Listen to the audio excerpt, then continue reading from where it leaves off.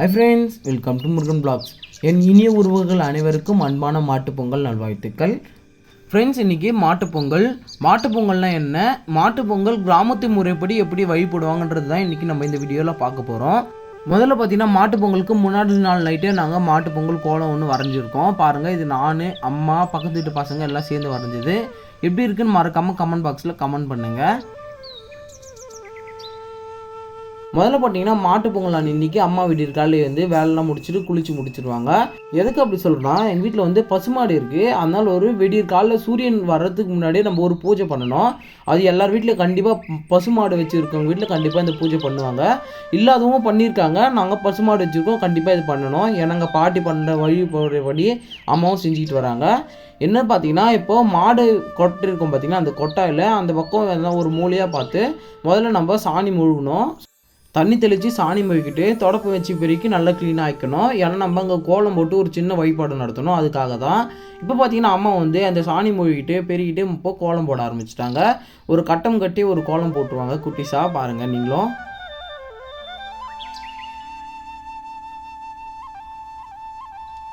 பார்த்தீங்களா, கோலம் போட்டாச்சு. அடுத்தபடியாக பார்த்தீங்கன்னா அந்த செவுத்தில் வந்து சின்னதாக ஒரு சாமி மாதிரி வரைவாங்க. மஞ்சள் கொண்டு வட்டம் போல் ஒன்று இட்டுட்டு அதில் பார்த்தீங்கன்னா குங்குமம் வச்சு விட்டுருவாங்க. அது பார்த்தீங்கன்னா நல்ல ஒரு சாமி மாதிரி இருக்கும். ஏன்னா இது பாட்டி வழிபாடு வந்து அப்படியே அம்மா கடைப்பிடிச்சிட்டு வராங்க. அதனால தான் இது. பாருங்கள், அம்மா என்ன பண்ணுறாங்க உங்களுக்கு புரியும்னு நினைக்கிறேன். இது போல் தான் கிராம மொழியில் செய்வாங்க. எங்கள் ஊர்லன்னு இல்லைங்க, அக்கம் பக்கம் ஊர்லேயே எல்லா ஊர்லேயுமே இந்த வழிபாடு இருக்கும். இப்போ பார்த்தீங்கன்னா சாணி கொண்டு ஒரு பிள்ளையாரை போல் ஒன்று வடிவமாக செய்வாங்க. முதல்ல பார்த்தீங்கன்னா கொஞ்சமாக சாணம் எடுத்து முதல்ல ஒரு மேடை மாதிரி செஞ்சுருவாங்க. ஏன்னா அந்த பிள்ளையார் உட்கார வைக்கிறதுன்னு சொல்லுவாங்க. அது பார்த்தீங்கன்னா கொஞ்சமாக சாணம் எடுத்து பக்கத்தில் சின்னதாக ஒரு தொட்டி மாதிரி செய்வாங்க.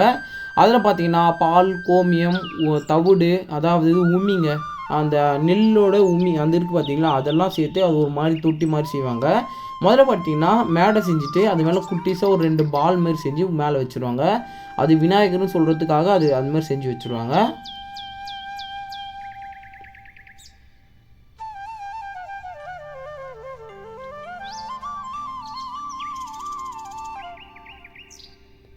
அவ்வளோதான் பாருங்கள். இது மாதிரி அழகாக 2 செஞ்சு வச்சுருவாங்க. இது வந்து விநாயகர்ன்றதுக்காக மீன் பண்ணி செய்கிறது இது. அதுக்கு பார்த்தீங்கன்னா குங்குமம், மஞ்சள் அழகாக வச்சு அது டெக்கரேஷன் பண்ணி விட்டுருவாங்க. இப்போ பார்த்தீங்கன்னா அந்த தொட்டிலையும் குங்குமம், மஞ்சள் வச்சுருவாங்க. ஒரு சின்னமாக பள்ளம் போட்டு வச்சுருவாங்க, தெரியுதுங்களா உங்களுக்கு. இப்போ பார்த்தீங்கன்னா அதில் பால், கோமியம், அதோட உமி, அதெல்லாம் சேர்த்து அது ஒரு சின்ன ஒரு வழிபாடு இருக்குது. அதுவும்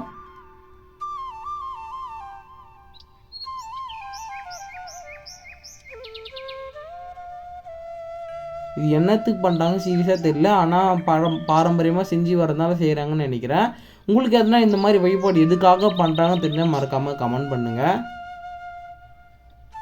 இப்போ பார்த்தீங்கன்னா அந்த விநாயகருக்கு அருகம்புல் சொருகணும். அதுதான் அதுக்கு அழகே. விநாயகர் அந்த சாணம் விநாயகருக்கு அருகம்புல் சொருகினா தாங்க அது ஒரு சும்மா அழகாகவே இருக்குங்க. பார்க்கும்போதே தெரியும் பாருங்கள். இப்போ அருகம்புல் சொருகிட்டு பார்க்கலாம் எவ்வளோ சூப்பராக இருக்கும் பாருங்கள்.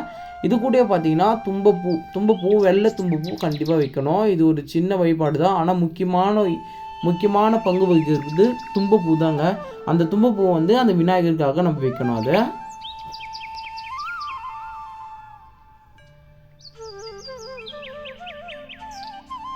பாருங்கள், எல்லாமே முடிஞ்சது. இப்போ நம்ம வழிபாடு ஸ்டார்ட் பண்ணிடலாம். காமாட்சி அம்மாவுக்கு ஏற்றி முடிச்சிடுறோம். இப்போ பார்த்தீங்கன்னா நான் வீட்டு விளைஞ்ச காய்கறிகள் கடையில் வாங்கிட்டு வந்தேன். நாங்கள் என்னென்ன வச்சுருக்கோம் தெரியுமா, அவரைக்காய், மச்சக்காய், இது பூசணிக்காய், வெள்ளிக்கிழங்கு, அதில் வந்து கருணக்கிழங்கு, இதெல்லாம் வச்சு நம்ம வழிபாடு பண்ண போகிறோம். முதல்ல பார்த்தீங்கன்னா இந்த காய்கறிலாம் வச்சு நம்ம தீபாராதனை பண்ணி சாமி கும்பிட்டுடணும். அடுத்தபடியாக பார்த்தீங்கன்னா அந்த காய்கறிலாம் எடுத்து நம்ம சமைச்சு மறுபடியும் இன்னொரு தாட்டி நம்ம சாமி கும்பிடணும். அது மாதிரி 2 முறை வழிபாடு நடக்குங்க இன்றைக்கி. இப்போ பார்த்தீங்கன்னா இங்கே வச்சுருக்க காய்கறிகள்லாம் கொண்டு நம்ம ஒரு குழம்பு மாதிரி செஞ்சுருவாங்க மொத்தமாக போட்டு. அதுக்கடுத்து தான் பார்த்தீங்கன்னா பச்சரிசி பொங்கல் பொங்கி வச்சுருப்பாங்க. இதெல்லாம் சேர்த்து நம்ம ஒரு 5 பூசணி இலையில் ஒரு 5 இலையை வச்சு நம்ம இந்த பொங்கல் வச்சு நம்ம ஒரு படையல் மாதிரி செய்வாங்க. பச்சரிசி பொங்கல் தயாராக இருக்குது. அதே போல் பூசணிக்காய் குழம்பும் தயாராக இருக்குது. பாருங்கள், 5 பூசணி இலை கொண்டு நம்ம அதுக்கு படையல் போட்டு வச்சுருக்கோம். பார்க்கும்போது தெரியுதுன்னு நினைக்கிறேன். அழகாக இது படையல் போட்டுட்டு இப்போ நம்ம அது சாமி கும்பிட்டு தேங்காய் உடைச்சி தீபாராதனை பண்ணி வச்சுருவாங்க. அதுக்கடுத்து என்ன பண்ணுவோம் பார்த்தீங்கன்னா, அந்த கற்பூரம் அமைஞ்சவொடனே அந்த படையல் போட்டு வச்சுருந்து பார்த்தீங்கன்னா பூசணி இலையில் படையல் அது பார்த்தீங்கன்னா ஒரு அன்னக்கூட்டில் எடுத்து வச்சு மாட்டு கொடுத்துருவோங்க. மாடு சாப்பிட்றோம். மாடு சாப்பிட்டுட்டு அதுக்கடுத்து மேற்கொண்டு தண்ணி வச்சு மாட்டை வந்து கழனி கூட்டின்னு வந்துடுவோங்க. இது தாங்க கிராமத்து முறைப்படி மாட்டு பொங்கலான வழிபாடு. இது தாங்க இப்படி தாங்க பாரம்பரிய முறையாக நாங்கள் மாட்டு பொங்கலோட வழிபாடு நடத்திட்டு வந்துட்டுருக்கோம். ஓகே ஃப்ரெண்ட்ஸ், மாட்டு பொங்கல்லாம் என்னென்னு உங்களுக்கு இந்த வீடியோ மூலிமா தெரிஞ்சிருக்குன்னு நினைக்கிறேன். ஃப்ரெண்ட்ஸ், இதுதான் மாட்டு பொங்கல் காலை வழிபாடு. மாட்டு பொங்கல்லாம் கிராமத்து முறைப்படி இப்படி தாங்க இருக்கும். ஓகே ஃப்ரெண்ட்ஸ், இந்த வீடியோ பிடிச்சா லைக் பண்ணுங்கள், மறக்காமல் நம்ம சேனலை சப்ஸ்கிரைப் பண்ணிவிடுங்க. மதிய நேரத்தில் என்ன வழிபாடு நடக்குன்னு வேணும் மறக்காமல் கமெண்ட் பாக்ஸில் கமெண்ட் பண்ணுங்கள், நான் உங்களுக்காக அப்லோட் பண்ணுறேன். மீண்டும் ஒரு வீடியோவில் சந்திப்போம். பாய்.